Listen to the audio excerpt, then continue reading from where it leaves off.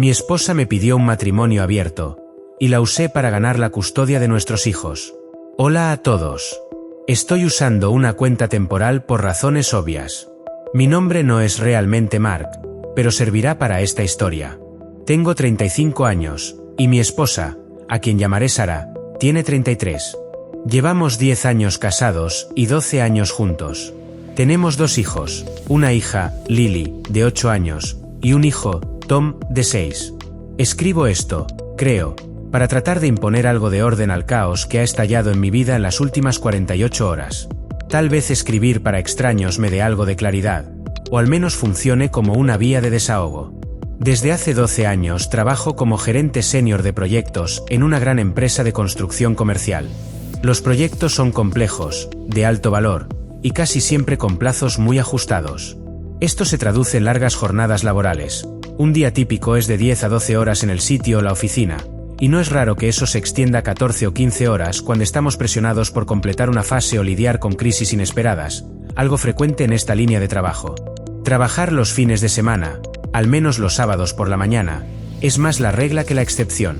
Es una carrera exigente, sin duda, pero nos ha permitido vivir cómodamente, comprar una buena casa en un distrito escolar de calidad y brindarle a Sara la oportunidad de no tener que preocuparse por trabajar por necesidad.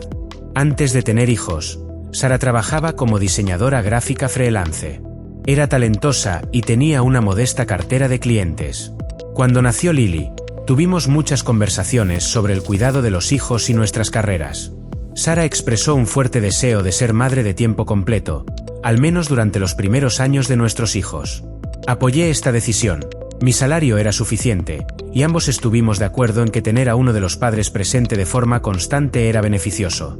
Oficialmente dejó de aceptar nuevos clientes unos 6 meses después del nacimiento de Lily, y desde entonces se ha identificado principalmente como ama de casa, aunque ocasionalmente hacía pequeños proyectos de diseño para amigos o grupos comunitarios, más como un pasatiempo que por ingresos. Nuestra vida familiar en los primeros años fue, en mi opinión, bastante estable. Yo lidiaba con mi exigente trabajo y ella se encargaba del hogar y de la vida diaria de los niños. Cuando estaba en casa, trataba de estar presente. Me ocupaba del baño, de contar cuentos antes de dormir y de las actividades de fin de semana, cuando el trabajo lo permitía. El cambio comenzó de forma sutil, hace unos 8 o 9 meses. Sara empezó a decir que quería tener más vida social, que se sentía un poco aislada. Su amiga Jessica, a quien conoce desde la universidad, comenzó a organizar noches de chicas. Al principio era una vez al mes, quizás una cena o ir al cine. Yo lo apoyaba completamente. Pensaba que era sano para ella. Yo me encargaba completamente del cuidado de los niños esas noches. Con el tiempo, la frecuencia aumentó. De una vez al mes pasó a cada 2 viernes. Luego, en los últimos 3 meses, fue casi todos los viernes, y a veces también los sábados por la tarde o noche. El grupo también pareció cambiar. Jessica se mencionaba menos, y aparecían nombres nuevos que no reconocía. Su comportamiento en casa también empezó a cambiar, aunque era como una marea lenta, fácil de pasar por alto en el día a día. Se volvió más absorbida por su teléfono, a menudo sonreía o escribía rápidamente, pero si le preguntaba, sus respuestas eran vagas.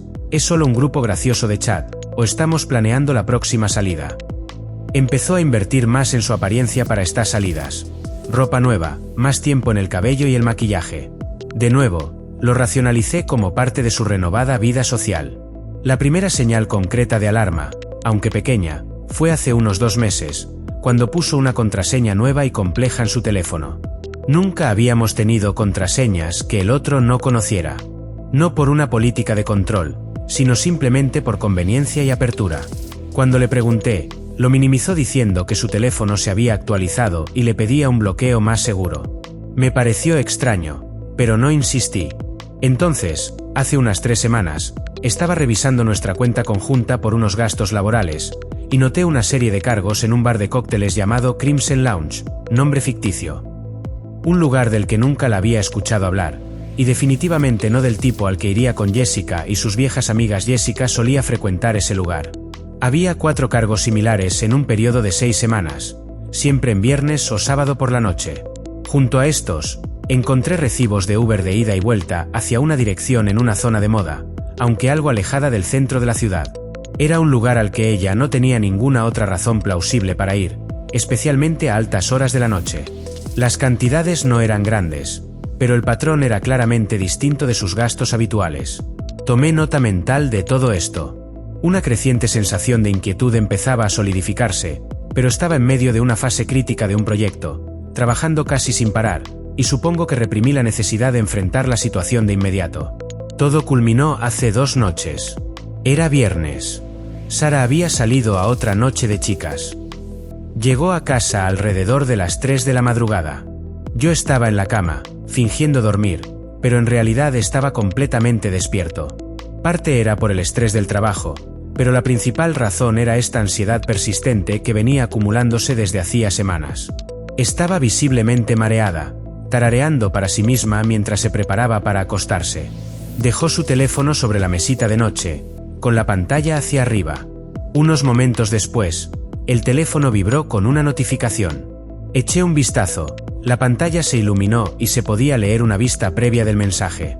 Era de un contacto llamado David H., y el texto decía: «Esta noche fue increíble. No puedo dejar de pensar en ti». No grité. Ni siquiera levanté la voz. Simplemente me quedé ahí, en silencio, con esas palabras quemándose en mi mente. Entonces pregunté con bastante calma: «Sara, ¿quién es David H.?» Ella dio un salto físico, sobresaltada. Se giró para mirarme, y el color se esfumó de su rostro de inmediato. Su primera reacción fue la negación. Balbuceó: «¿David? Ah, solo es un amigo de Stephanie, del grupo. A veces se nos une». Respondí con la misma calma. Vi el mensaje: «Sara, esta noche fue increíble. No puedo dejar de pensar en ti». Eso no suena como un conocido ocasional de una salida en grupo. Fue entonces cuando la fachada se derrumbó. Se sentó en el borde de la cama, dándome la espalda, y comenzó a sollozar. La confesión salió en pedazos rotos, un torrente de lágrimas, disculpas y justificaciones. Había estado teniendo una aventura con ese hombre, David, durante los últimos 4 meses. Lo conoció en el Crimson Lounge, durante una de sus salidas nocturnas, una noche en la que, aparentemente, sus amigas no estaban presentes. Varias de las noches de chicas posteriores habían sido exclusivamente con él. Habló de sentirse sola debido a mis largas jornadas laborales. De sentirse invisible, no valorada. Dijo que David le prestaba atención, que la hacía sentirse viva y vibrante otra vez. Repitió una y otra vez que fue un terrible error, que me amaba, que no quería destruir nuestra familia ni la vida que habíamos construido. La escuché en silencio la mayor parte del tiempo. Nuestros hijos dormían tranquilamente en sus habitaciones, completamente ajenos al hecho de que su mundo estaba a punto de fracturarse. No la toqué. No dije mucho, salvo hacer algunas preguntas para aclarar la línea de tiempo. A la mañana siguiente, después de una noche entera sin dormir y ya instalados en habitaciones separadas, yo me mudé al cuarto de huéspedes. Las disculpas continuaron. Ella se veía terrible, ojos rojos e hinchados. No dejaba de repetir que haría lo que fuera para arreglarlo. Y entonces, en medio de esa aparente contrición, propuso su solución. Con la voz temblorosa, pero con un tono de esperanza desesperada, me preguntó si podíamos considerar tener un matrimonio abierto. Argumentó que sus sentimientos por David eran reales y significativos, pero que también me amaba a mí y quería mantener unida a la familia. Un matrimonio abierto, según ella, le permitiría continuar su relación con David de forma honesta, y a mí me daría la libertad de explorar otras conexiones si lo deseaba. Lo presentó como una solución progresista y madura para manejar una situación emocional compleja. Una forma de evitar el camino destructivo del divorcio. Yo me quedé sin palabras. Se sentía como si me estuviera pidiendo permiso para continuar su aventura, para formalizarla, para absorber de alguna manera a este otro hombre dentro del tejido de nuestras vidas. Le dije que necesitaba tiempo, que no podía darle una respuesta inmediata. Así que aquí estoy ahora, en mi pequeña oficina en casa, con la puerta cerrada. Lily y Tom están abajo viendo caricaturas de sábado por la mañana. Sara se mueve en la cocina, su presencia es un peso constante. Está intentando actuar con normalidad por los niños, pero es una fachada muy frágil. Mi mente no para. ¿Cuáles son las implicaciones de todo esto? ¿Cómo empiezo siquiera a abordar esta situación? Mi reacción inmediata, visceral, ante la idea del matrimonio abierto es de repulsión. Pero también estoy tratando de pensar estratégicamente. ¿Y si decirle que no de inmediato la lleva a marcharse? ¿Qué pasa con los niños? Mi prioridad tiene que ser su estabilidad y bienestar. Trabajo jornadas agotadoras. ¿Cómo podría arreglármelas como padre soltero? Tan solo pensarlo me abruma. ¿Alguien ha enfrentado una situación como esta? Una infidelidad seguida no solo de una confesión, sino de una petición para integrar a la pareja del engaño dentro de la estructura del matrimonio. ¿Cuáles deberían ser los primeros pasos a seguir? Actualización 1. Han pasado 3 semanas desde que compartí mi situación inicial aquí. La avalancha de comentarios, consejos y mensajes privados fue abrumadora, y quiero expresar mi más sincero agradecimiento. Leer tantas perspectivas diferentes, algunas duras, otras empáticas, muchas brutalmente prácticas, me ayudó a atravesar la niebla inicial del shock y el dolor. Me hizo darme cuenta de que, aunque mis circunstancias específicas se sentían únicas y solitarias, los temas subyacentes de traición y decisiones difíciles son, lamentablemente, comunes. Varios puntos y preguntas recurrentes surgieron, así que los abordaré primero. Muchos preguntaron si hubo señales previas de infelicidad por parte de Sara, o si alguna vez consideramos la terapia antes de esto. Mirando hacia atrás, su creciente deseo de salir con sus amigas y algunos comentarios generales sobre sentirse estancada podrían interpretarse como señales. Sin embargo, nunca me comunicó directamente un sentimiento de insatisfacción profunda o soledad que indicara que nuestro matrimonio estaba en serios problemas. Cada vez que le preguntaba si todo estaba bien o si quería hablar, solía decir que solo estaba cansada o estresada por los niños. No habíamos considerado la terapia. Yo creía sinceramente, quizá de forma ingenua, que teníamos un matrimonio fundamentalmente fuerte, aunque a veces estresado. Su disculpa, como mencioné antes, estuvo llena de lágrimas y autoincriminaciones, pero retrospectivamente su cercanía temporal con la propuesta del matrimonio abierto ensució su sinceridad. Empezó a parecer menos un verdadero arrepentimiento por la traición y más una reacción por haber sido descubierta, seguida de un giro rápido hacia su objetivo: mantener a su amante sin perder la estabilidad de su matrimonio y su familia. Describió sus sentimientos por David como algo que la tomó por sorpresa y que estaba terriblemente conflictuada. Según ella, una relación abierta era el único camino que no implicaba destrozar las vidas de todos los involucrados. El consejo más consistente, y el que más resonó conmigo, dada mi necesidad de acción concreta, fue consultar con un abogado. Programé una cita dentro de los 2 días siguientes a mi publicación original. Encontré un abogado de derecho familiar confiable, a través de una recomendación del Colegio de Abogados. Esa consulta de 1 hora fue posiblemente la más clara y fortalecedora que he tenido en meses. El abogado fue directo, profesional y me explicó el panorama legal sobre divorcio, custodia y acuerdos financieros en nuestro estado. Me aconsejó que, independientemente de cualquier intento de reconciliación, comenzara a documentar todo meticulosamente. El comportamiento de Sara, mi participación con los niños, gastos financieros y cualquier comunicación relacionada con su aventura o la propuesta de matrimonio abierto. Me explicó que esa documentación podría ser vital para proteger mis intereses, y lo más importante, los de nuestros hijos si el divorcio se volvía inevitable.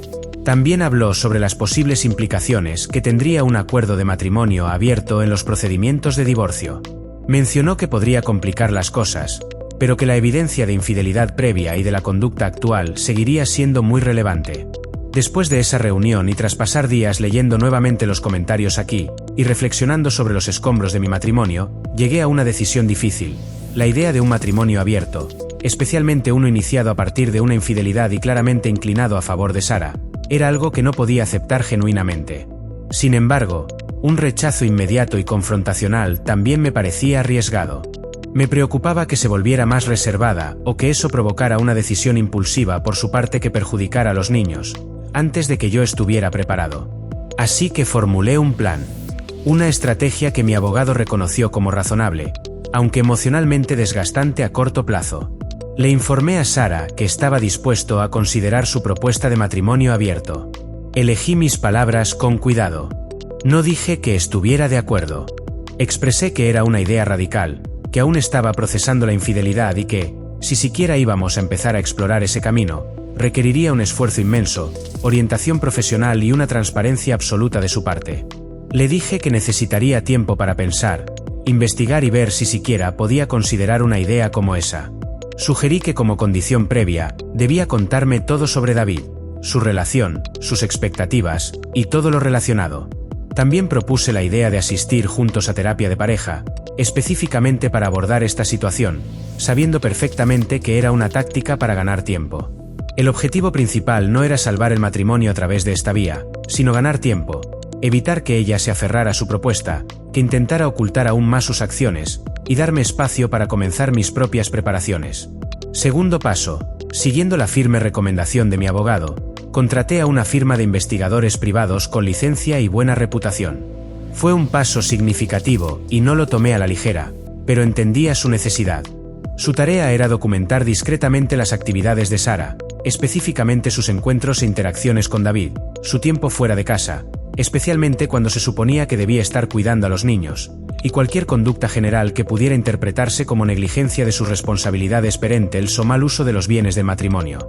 Comenzaron su trabajo hace aproximadamente 2 semanas. El costo es considerable, pero lo veo como una inversión para asegurar un resultado justo para mí y para mis hijos. Tercer paso, me he vuelto increíblemente diligente con la documentación. Inicié un diario digital seguro, con contraseña y respaldado. En él, anoto entradas diarias, los movimientos de Sara, las explicaciones que da, su nivel de implicación con los niños, su estado de ánimo, conversaciones significativas, parafraseadas lo más fielmente posible, y copias de mensajes de texto o correos electrónicos relacionados con su aventura o sus planes con David. También documento mis propias actividades, en particular todo lo que hago por y con los niños. Paralelamente, he hecho cambios visibles y sustanciales en mi propio horario para asumir el rol de cuidador principal. Esta fue la parte más difícil en lo logístico. Tuve varias conversaciones francas con mi supervisor directo y el Departamento de Recursos Humanos, explicando que estaba atravesando una situación familiar seria que requería que tuviera horarios más predecibles y menos viajes por el futuro cercano. No revelé los detalles de la infidelidad, pero sí enfaticé la necesidad de ser el padre estable para mis hijos. Fueron sorprendentemente comprensivos y me han permitido cierta flexibilidad, lo cual implica que trabajo con intensidad durante el horario de oficina y continúo remotamente hasta altas horas de la noche, después de que los niños duermen. Ahora me encargo de todas las rutinas matutinas de Lily y Tom: desayuno, alistarlos, llevarlos a la escuela. Yo los recojo, asisto a cada reunión escolar, cada cita médica, cocino su cena, los ayudo con las tareas y gestiono su hora de dormir. Este cambio no es solamente una estrategia legal. Mis hijos son mi prioridad absoluta, y ahora más que nunca necesitan constancia y un padre presente.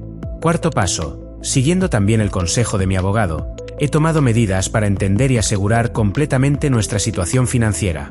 He reunido copias de todos los estados de cuenta bancarios, registros de inversiones, facturas de tarjetas de crédito, declaraciones de impuestos y escrituras de propiedades de los últimos 5 años. Consulté de forma independiente con un asesor financiero para entender mi propia posición económica y planificar posibles escenarios futuros. Abrí una cuenta bancaria separada a mi nombre para depositar mi salario de ahora en adelante, aunque sigo contribuyendo los gastos del hogar desde nuestra cuenta conjunta, monitoreándola cuidadosamente por si Sara hace retiros inusuales. La reacción de Sara cuando le dije que consideraría su propuesta fue de alivio. Fue como si se hubiera quitado un peso enorme de encima. Ella parece creer genuinamente que estoy abierto a esta idea. Como resultado, se ha vuelto alarmantemente abierta respecto a su relación con David. Menciona con total naturalidad cosas como: David y yo planeamos probar ese nuevo lugar el viernes, o David tuvo un día realmente estresante en la oficina. Escuchar su nombre dicho tan libremente en nuestro hogar es un recordatorio constante y brutal de la situación. Me exige un esfuerzo inmenso mantener una expresión neutral cada vez que lo hace. Ella no ha hecho ningún movimiento sustancial hacia la transparencia o la reconstrucción de la confianza que mencioné como condiciones. Su versión de transparencia consiste simplemente en informarme de sus planes con él, como si esperara mi aprobación automática. El investigador privado ya ha proporcionado varias actualizaciones. Son profesionales y han sido discretos. Sus primeros informes confirman reuniones frecuentes entre Sara y David, principalmente durante el día, cuando en teoría ella está haciendo diligencias. Tienen evidencia fotográfica de ambos juntos en restaurantes, parques y entrando y saliendo de un edificio de apartamentos que creen que es la residencia de David. Más preocupante aún, Han documentado 2 casos solo en la última semana en los que Sara delegó el cuidado de los niños a una niñera improvisada. Una vez para recoger a Tom después de su práctica de fútbol, y otra en una noche en que me dijo que salía a hacer un mandado, cuando en realidad fue vista encontrándose con David. Todos estos incidentes están siendo meticulosamente registrados. Mi mayor involucramiento con Lily y Tom ha sido el único aspecto verdaderamente positivo en medio de todo este desastre. Han respondido bien a la constancia y a mi atención enfocada. Lily, que es muy perceptiva, ha comentado en varias ocasiones: «Mami sale mucho ahora, y tú nos recoges siempre del colegio, papi». Me gusta eso. He mantenido mis respuestas vagas pero tranquilizadoras, evitando cualquier comentario negativo sobre Sara. La verdad es que esto es agotador. Estoy funcionando esencialmente como un padre soltero a tiempo completo, mientras manejo un trabajo de alta presión y la enorme carga emocional de esta existencia doble. Dormir es un lujo. La atmósfera dentro de nuestra casa es profundamente surrealista. Somos compañeros de cuarto que comparten hijos y un pasado. Sara suele mostrarse animada, casi alegre, como si se hubiera quitado un gran peso de encima ahora que su secreto ha salido a la luz y cree que el camino está despejado para tener lo que desea. Habla de cosas triviales, como la compra del supermercado o notas del colegio. No hay conversaciones significativas sobre nuestro matrimonio, nuestro pasado ni nuestro futuro, salvo sus ocasionales comentarios optimistas sobre cómo hoy en día la gente hace funcionar todo tipo de arreglos. Mi abogado está satisfecho con la dirección que estamos tomando y con la calidad de la información que se ha reunido.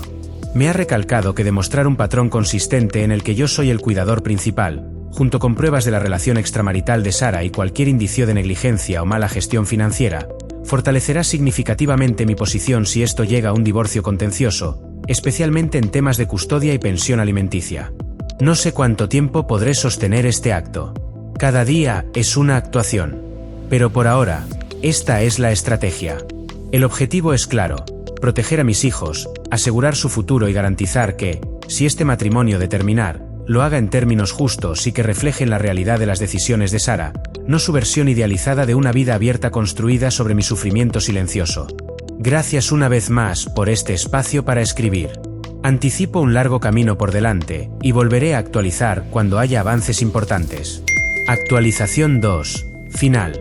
Ha pasado 1 año y 2 meses desde mi publicación original, que ya parece parte de otra vida, y aproximadamente 13 meses desde mi primera actualización.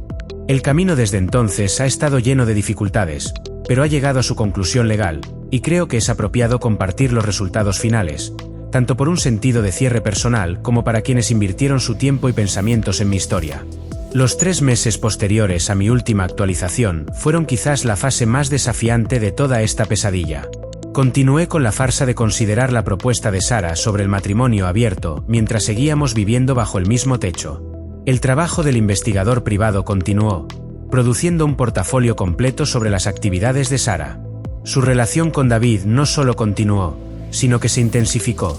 Se volvió más atrevida, quedándose fuera hasta tarde entre semana, alegando compromisos sociales o trabajos freelance, que los informes del investigador consistentemente demostraban eran encuentros con David. Se documentaron tardes de fin de semana en su apartamento e incluso un retiro de bienestar de 2 días que dijo que era con una amiga, pero que el investigador confirmó fue un viaje con David a un pueblo turístico cercano. Durante este periodo, mi papel como el único padre funcional para Lily y Tom se intensificó cada vez más. Me encargaba de todos los aspectos de sus vidas: horarios escolares, tareas, comidas, visitas al médico, citas para jugar y apoyo emocional. El compromiso de Sara con ellos se redujo a interacciones superficiales.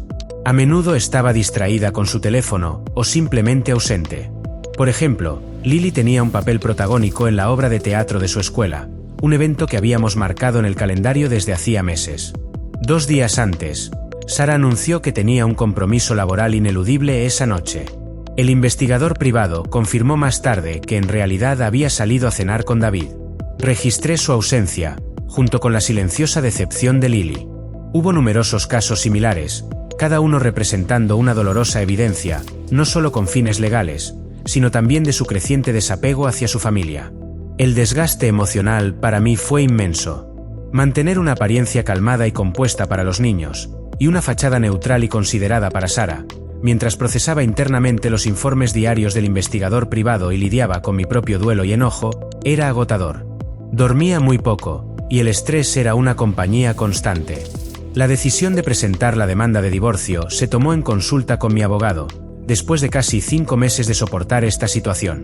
Teníamos un conjunto sustancial de pruebas, líneas de tiempo detalladas, evidencia fotográfica y en vídeo del investigador, registros financieros que mostraban gastos de Sara en David, incluyendo retiros en efectivo antes de sus salidas y cargos por regalos y comidas que pude relacionar directamente con sus encuentros. Además de mi exhaustivo registro de su ausencia parental en contraste con mi papel de cuidador a tiempo completo. Mi abogado estaba convencido de que teníamos un caso muy sólido, no solo para un divorcio por adulterio, sino también para obtener la custodia primaria y oponernos a una pensión alimenticia significativa, debido a su conducta. La logística del proceso fue cuidadosamente planificada. Conseguí un contrato de arrendamiento para una nueva casa dentro del mismo distrito escolar, con el fin de minimizar el impacto para Lily y Tom.